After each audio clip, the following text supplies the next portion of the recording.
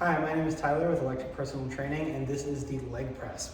Now, the leg press is going to be a little different from our typical squat patterns like our back squats and our hack squats because it's going to limit our range of motion a little bit due to the positioning of the cart or the sled.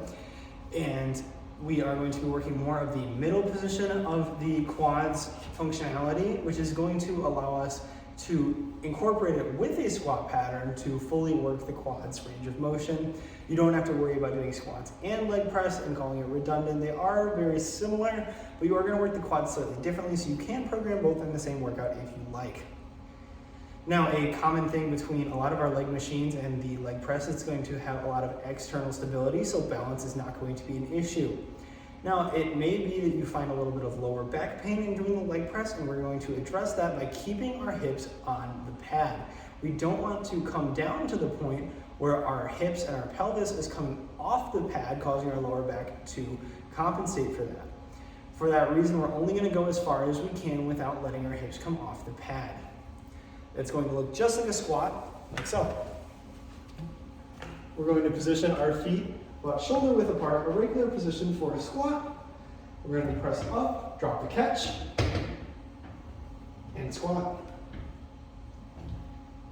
Now, it's very common to reposition the feet to change the feeling of the leg press, coming narrow or coming nice and high. However, what we're doing is likely different from what you've been seeing or heard from other people who tend to not understand the quad musculature and misinterpret the feelings that we're getting. By placing our feet in the middle, we're going to shift the feeling more to the middle of the quads, and that's simply because we're going to remove a lot of the adductor involvement because the feet are already together. We're going to feel right above our knees a lot more. We're just going to remove the adductors completely from the movement. This is going to make it feel a little more focused on the quads, but it's not actually going to work the inner quad, because if you've seen our leg muscle group video, you'll know that the vastus muscles, that is the three muscles that are not the rectus femoris that make up the quad, cannot be biased separately. So no amount of shifting our feet in or out is going to work the inner or outer quads more. You might feel it more based on the adductor and abductor involvement, but it's not going to be working those muscles any differently. Now, the higher up position is a great way to involve the glutes a little more, since we'll be moving at the hip a little bit more than at the knee. And a lot of people misinterpret that to be a hamstring exercise simply because we're stretching the hamstrings on that foot positioning.